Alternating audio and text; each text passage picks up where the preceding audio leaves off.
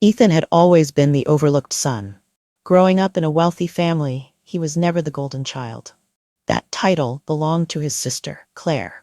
His parents, Richard and Elizabeth Parker, had built a massive shopping mall empire from the ground up. His father was the visionary, his mother the meticulous strategist. Together, they had cultivated a business that spanned multiple cities, a legacy they were determined to pass down. But in their eyes, only one of their children was worthy of inheriting it. Claire wasn't particularly brilliant or business savvy, but she was their favorite.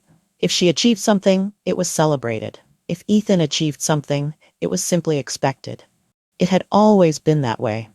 No matter how hard he tried, no matter how much he proved himself, he was never the one they truly believed in.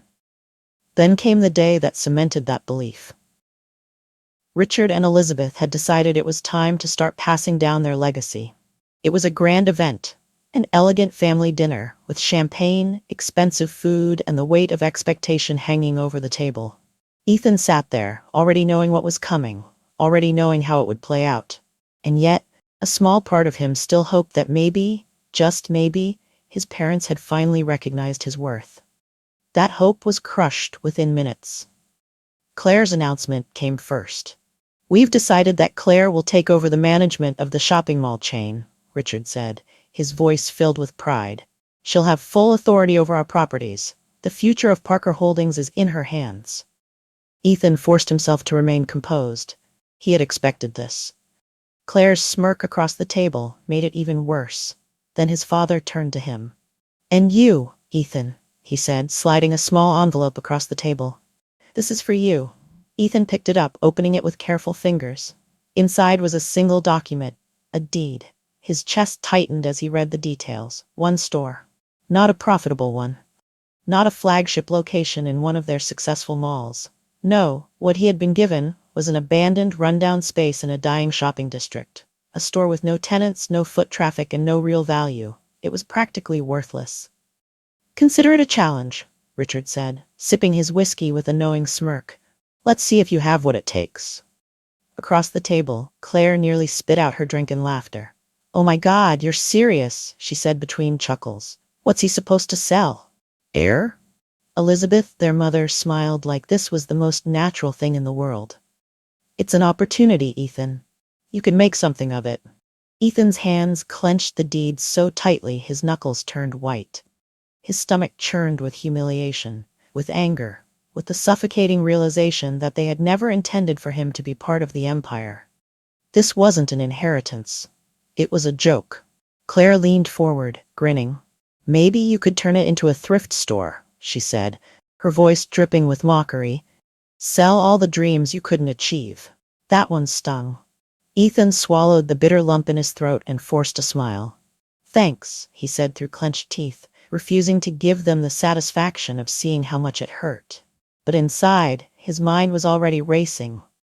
They thought they had given him a worthless piece of property. They thought they had set him up to fail. They were wrong.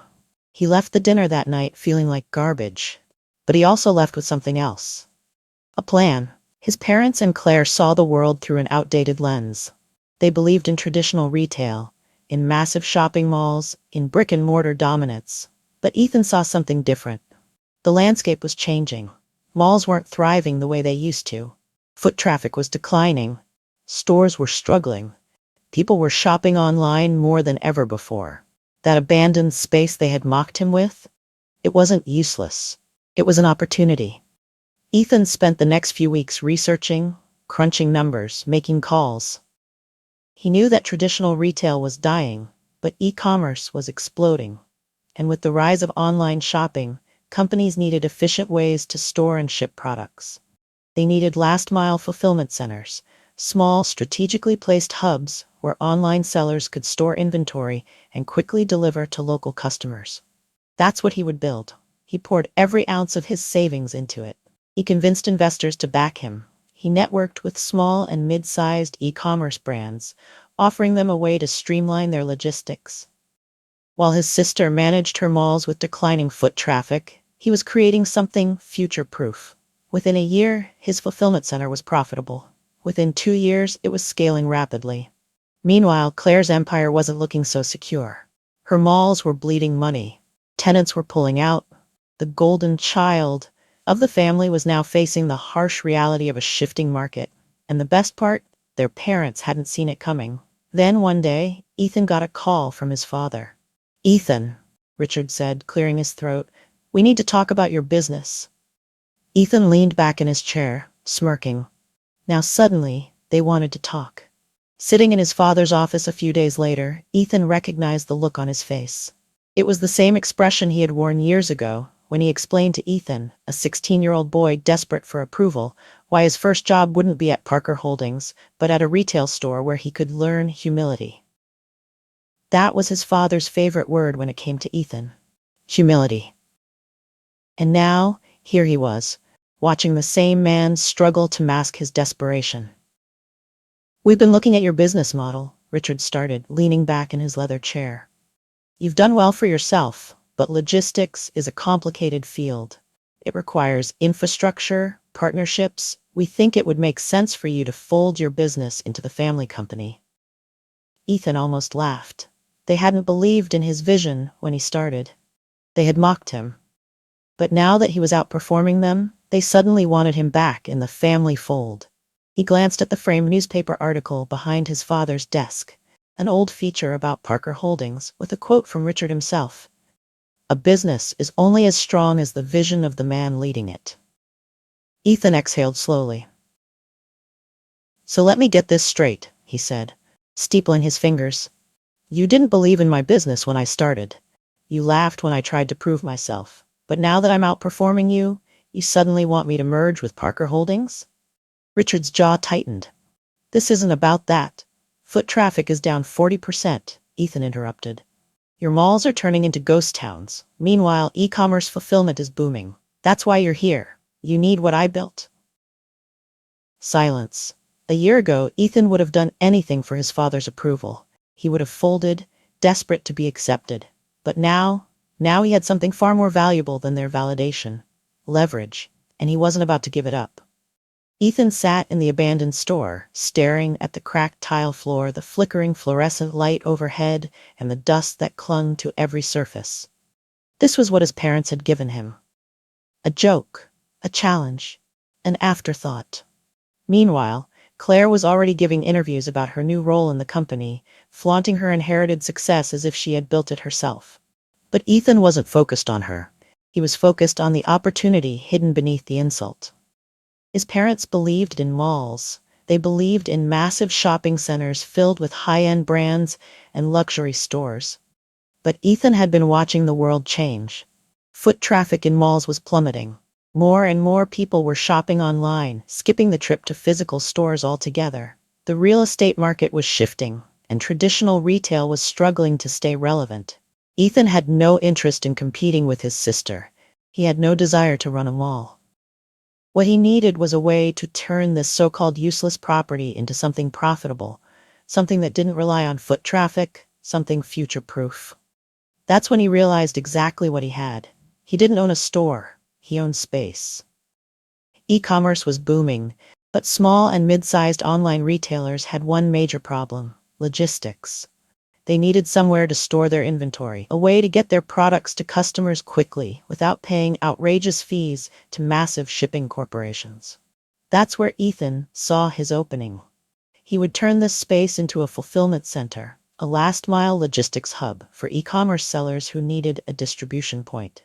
He wasn't going to rely on customers walking through the door. He was going to bring the business to him. Ethan spent weeks researching.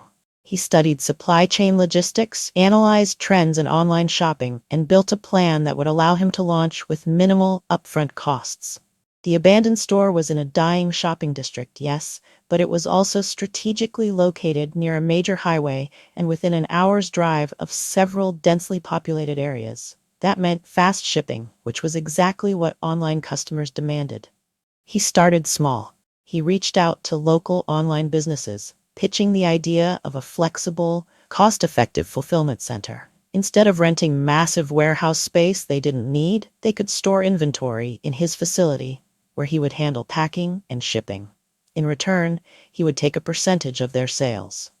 It was a win-win. They saved money, and he built a scalable business.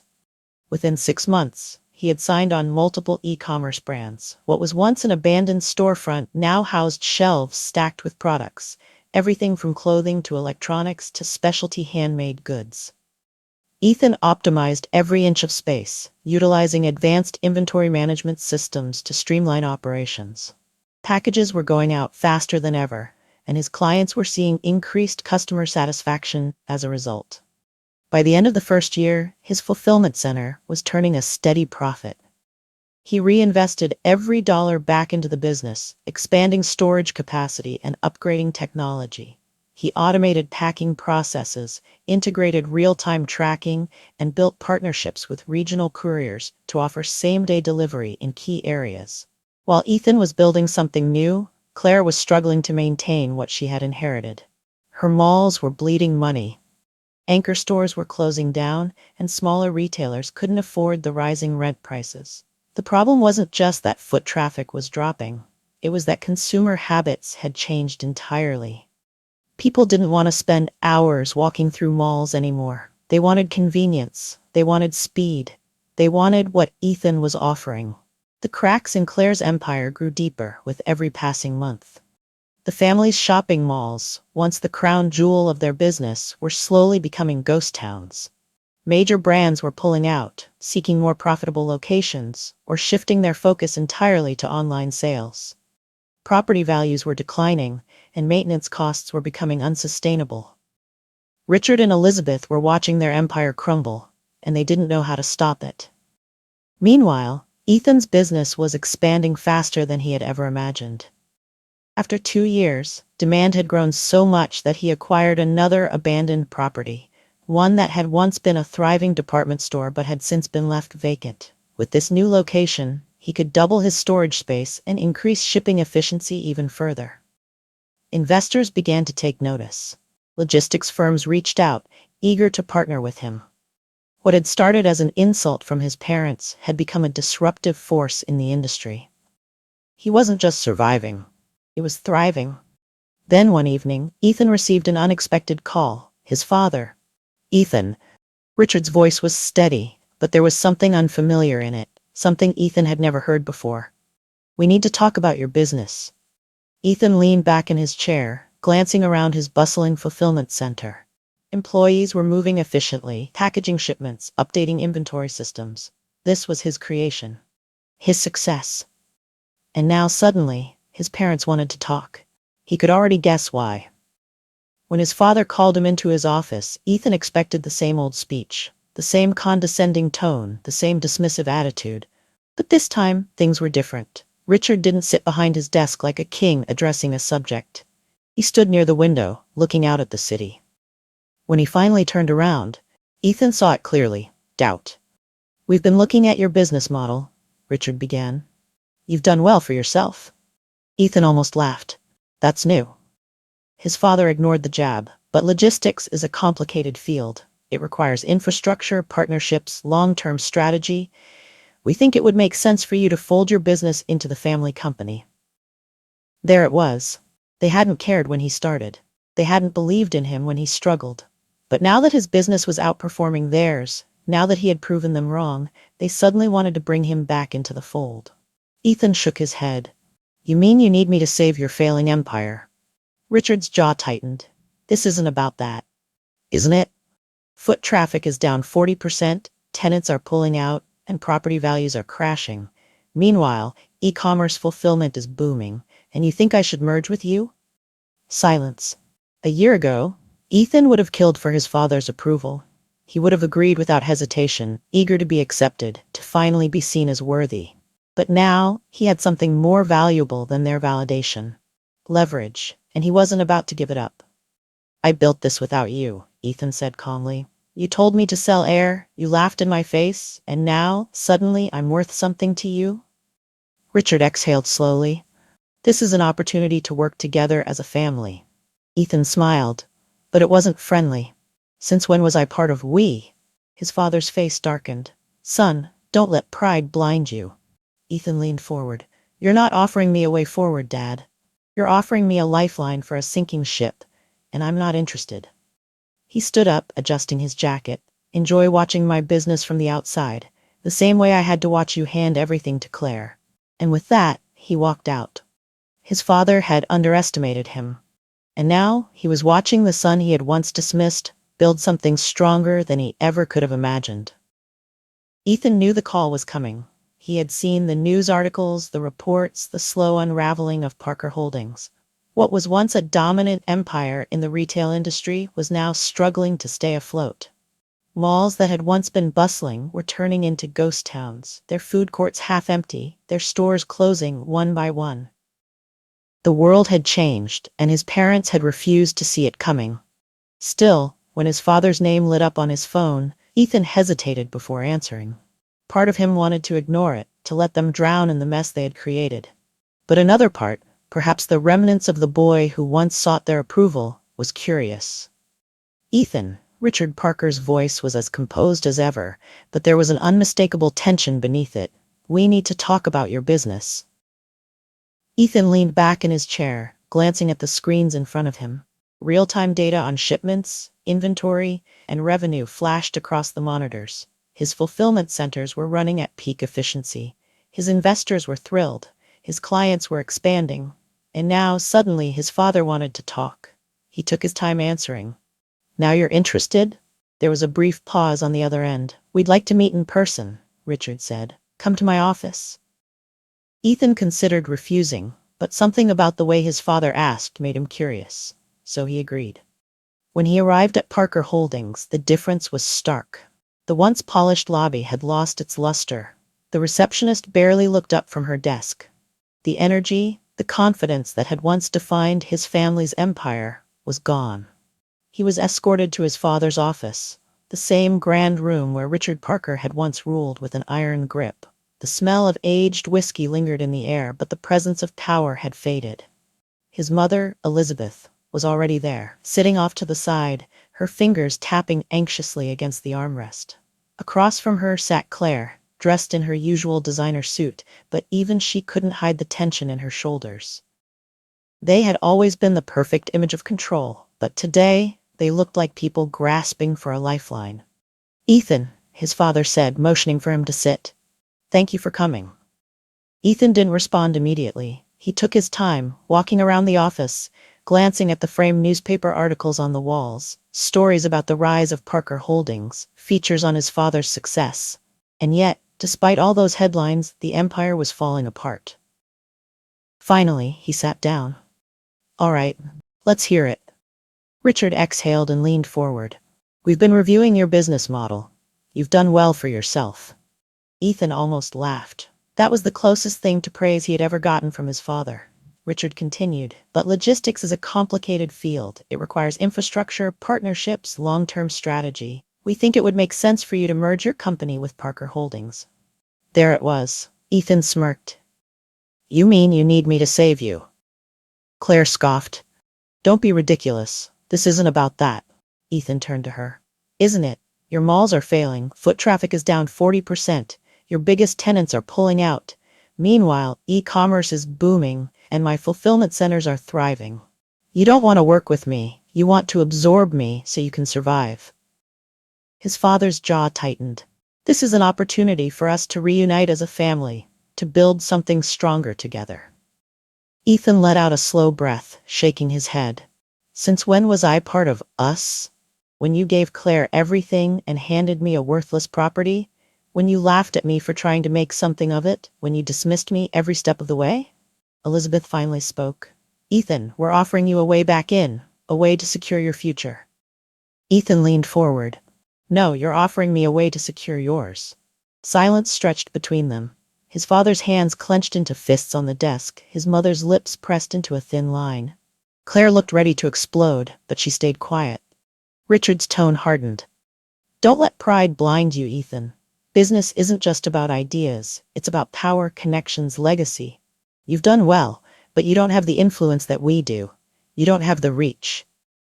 Ethan studied him, then glanced at the framed newspaper on the wall. The one with the quote his father had always preached to him as a child. "A business is only as strong as the vision of the man leading it." For years, he had tried to prove that he could be that man. that he could stand at the head of Parker Holdings and lead it into the future. But now he saw the truth. He didn't need Parker Holdings. They needed him. He exhaled slowly. You were right about one thing, Dad. Business is about power, and right now, I have all of it. His father's expression darkened. Ethan, be reasonable. Ethan stood up. You think I can't do this on my own? Watch me. Elizabeth's voice softened. Ethan, please, we're your family. Ethan turned toward her. Funny, you never seemed to think that when I was losing. And with that, he walked out of the office, leaving them sitting in the wreckage of their own making. He expected fallout, he expected anger. But he hadn't expected desperation. The next morning, his phone wouldn't stop ringing. First his mother called, then Claire, then board members of Parker Holdings, people who had never acknowledged him before, now scrambling to get a meeting. By the end of the week, the media had picked up the story. Mall empire in decline. Can traditional retail survive the e-commerce boom? Natalie Parker struggles to save family legacy as tenant exodus continues. Emerging tech CEO Ethan Parker on track to revolutionize the logistics industry. That last one made him smile. For the first time in his life, his name wasn't attached to them. And they hated it. The desperation escalated. Claire went on a PR blitz, giving interviews where she downplayed his success and framed Parker Holdings' struggles as temporary.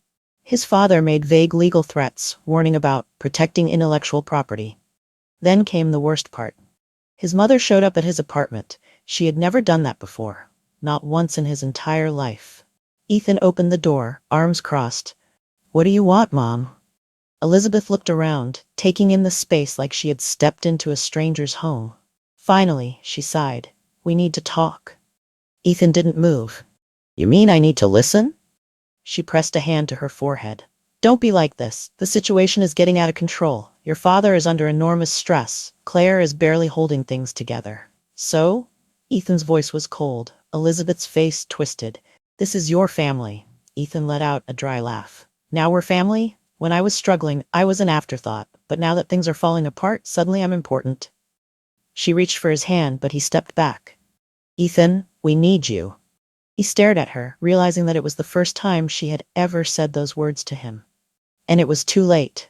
No, he said. You don't. You need a bailout. Her face hardened. You don't have to be cruel. Ethan met her gaze. Funny, that never stopped any of you before. Then he stepped back and closed the door. Ethan had expected resistance. He knew his family wouldn't just accept his rejection and walk away. But he had underestimated how far they would go to fight back. The first sign came just days after he refused their offer. Suddenly, permits that had been processed smoothly for months were delayed without explanation. Suppliers who had been reliable partners started hesitating. Rumors began circulating in the industry, subtle warnings that maybe his business wasn't as stable as it seemed. Ethan wasn't naive. He knew exactly who was behind it. Richard Parker had built his empire with an iron grip. He wasn't the kind of man who took rejection lightly. And now that he had been turned down, he was doing everything he could to make Ethan regret it. But Ethan wasn't a helpless child anymore. He wasn't the boy sitting in the shadows while his father groomed Claire for success. He had built something of his own, something stronger than they realized, and he wasn't going to let them take it away. He called an emergency meeting with his executive team. His CFO, head of operations, and legal counsel sat around the conference table, all of them aware of the storm that was coming.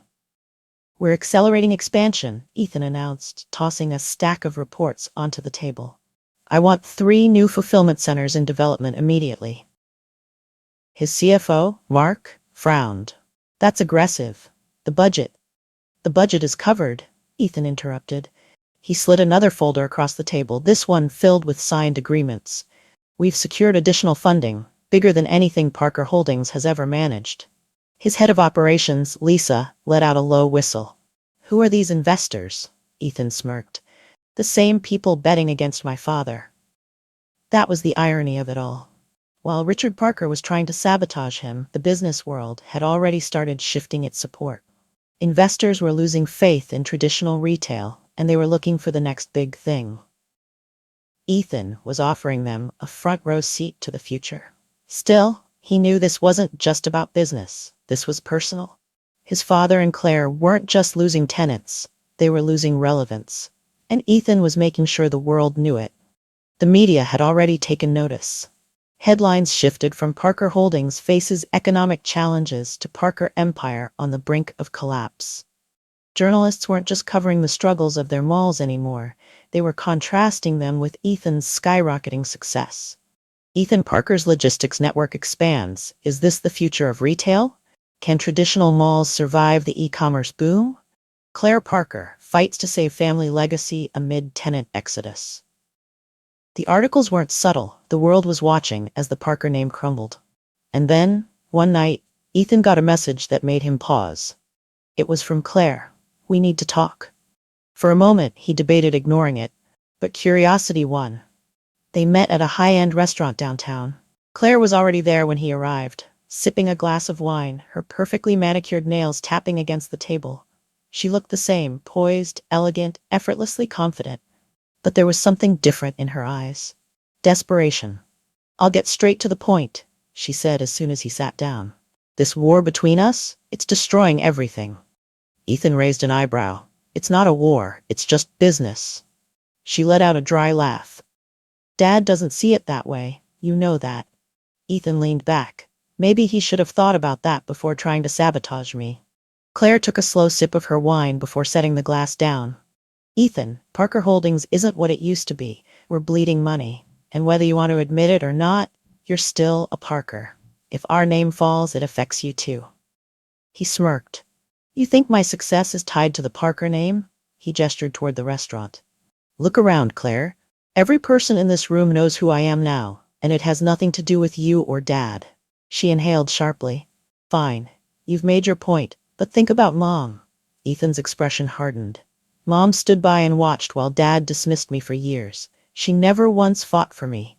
Claire hesitated, then admitted, she regrets it. Ethan let the silence stretch between them. Finally, he said, Is that why you called me? To appeal to family loyalty? Claire's jaw tightened. No, I called because we both know that if this continues, Parker Holdings won't survive. And you want me to save it? Claire didn't answer immediately. That was answer enough. Ethan exhaled. Let me guess. Dad's idea of a compromise is me stepping in as his junior partner while he still calls the shots? Claire didn't deny it. Ethan chuckled, shaking his head. No deal. Claire's expression darkened. Don't be stupid, Ethan. You're doing well now, but if Dad really wanted to crush you, he could. Ethan's smirk never wavered. Let him try. Claire looked like she wanted to argue, but she didn't. Instead, she sighed, rubbing her temple. You know what the worst part is? She murmured. I always thought you were just trying to prove something, that you were bitter because Dad favored me. But now I see it. You're not proving anything. She looked him dead in the eye. You're winning. Ethan's smirk faded slightly. He had always thought of Claire as the enemy, as the spoiled golden child who had never struggled a day in her life. But in this moment, she wasn't acting like a rival. She was acting like someone who knew she was losing. And Ethan realized something. For the first time, Claire was seeing him as an equal. She stood up, smoothing out her blazer. You won't reconsider? Ethan shook his head. No, she sighed. Then I hope you know what you're doing. He watched her leave, his mind racing. He knew this wasn't over. His father wouldn't give up.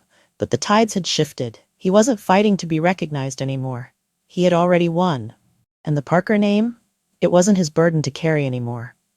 The fall of Parker Holdings happened faster than anyone expected.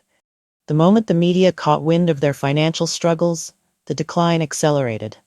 Investors pulled out, tenants broke their leases early, and public confidence in the Parker name crumbled. The once unshakable empire that Richard Parker had built was now a sinking ship, and there was nothing he or Claire could do to stop it. Ethan watched it all unfold from a distance. He didn't interfere.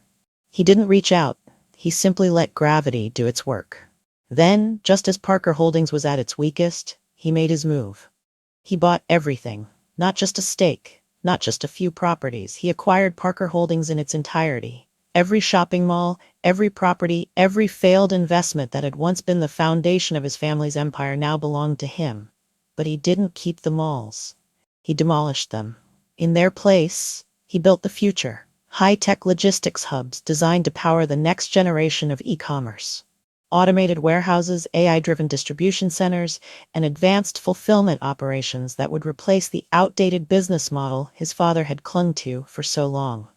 The irony was delicious. The very industry they had mocked him for, logistics, e-commerce fulfillment, was now the one that would replace everything they had ever built. When the last of Parker Holdings' malls were torn down, Ethan stood and watched the dust settle. He wasn't just tearing down buildings, he was tearing down a legacy that had never been meant for him. And he felt nothing but satisfaction. 1 month later, the final headlines dropped. Parker Holdings declares bankruptcy amid financial collapse. The end of an era, once great retail giant fails to adapt to the future. Ethan Parker's logistics empire rises from the ashes of family legacy. It was over. Ethan had won. Then one evening his phone rang. He almost didn't answer when he saw the name on the screen. Claire. He let it ring twice before picking up. Claire. There was a long silence. Then finally she let out a bitter laugh. Well, you finally got what you wanted. Ethan leaned back in his chair. No, he corrected. I got what I earned. Another pause. Then softer. So what happens now? Ethan considered that for a moment. Then he smiled. Now, I build. Claire didn't say anything else. And for the first time in their lives, there was no hostility between them. Just the weight of reality settling in. Ethan didn't expect to hear from her again after that. She had always been resilient, and he knew she would land on her feet eventually. But as for the rest of the family, that was a different story. 1 week after the buyout was finalized, his mother showed up at his office. No appointment, no warning. Just walked in, like she still had authority here. His assistant tried to stop her, but Elizabeth Parker was not a woman who took no for an answer. Jake, she said, stepping into his office as if she owned the place. We need to talk. Ethan didn't look up from his desk. I doubt we do. She exhaled sharply. Enough of this. You've made your point, but you're destroying this family. That made him laugh. He finally met her gaze. I destroyed the family? He tilted his head. I was never part of it, remember? She flinched, but recovered quickly. You are part of it, and that means something. Ethan's expression darkened. No, it means something to you now that you've lost everything. Elizabeth pressed her lips together. You don't have to be cruel. Ethan shrugged. Funny, that never stopped any of you before. She smoothed her perfectly ironed blazer, straightening her shoulders. Your father is struggling. Good, Ethan said flatly. His mother inhaled sharply. Jake? No, really, Ethan interrupted. That's good for him. Maybe now he understands what it's like to have everything you built dismissed, to have doors slammed in your face, to be told you're not enough. She looked down at the floor, silent. For the first time in his life, Elizabeth Parker looked small. Ethan let the silence stretch. Then finally he asked, Why are you really here? She met his gaze. Your father wants to see you. Ethan raised an eyebrow. At home? She nodded. It's not good, Jake. He's not himself. For a long moment, Ethan said nothing. Then, before he could think better of it, he grabbed his coat. The Parker estate was nothing like he remembered. The grand entrance was empty. The once pristine lawn was overgrown. The house itself seemed smaller, as if losing its power had also made it shrink. His father was in his study, sitting in the same leather chair where he had once dismissed Ethan so easily. Only now, he wasn't a king. He was just a man who had lost everything. When Richard saw Ethan, something flickered across his face. Pride? Bitterness? It was hard to tell. You really did it, he murmured. Ethan nodded. Yeah, I did. His father exhaled slowly. I underestimated you. That was probably the closest thing to an apology he would ever get. Ethan didn't say anything. Richard stared at his desk for a long time. Then finally he asked, So what happens now? Ethan studied him. This was the man who had defined him. The man who had shaped his childhood, his ambitions, his determination to prove himself. And now, he was nothing more than an aging businessman with nowhere left to go. And in that moment, Ethan realized something. He wasn't angry anymore. He didn't need Richard's validation. He had already won. You move on, Ethan said simply. You figure out what life looks like when you're not the center of the world anymore. Richard let out a dry laugh. And you? Ethan smiled. I build. 1 year later, Parker Logistics headquarters was complete. a towering glass structure standing where the last of his father's malls had been demolished. It wasn't just a building, it was a statement. Ethan walked through the main floor, passing employees who worked for him, in a company that bore his vision, not his father's. His mother and father had moved into a smaller house, still clinging to whatever dignity they had left. Claire had disappeared from the public eye. And Ethan? He was finally free. A reporter once asked him, "Do you regret not making amends with your family?" Ethan had only smiled. "They called me selfish," he said, "but they never realized, this is the first time in my life I'm finally living for myself."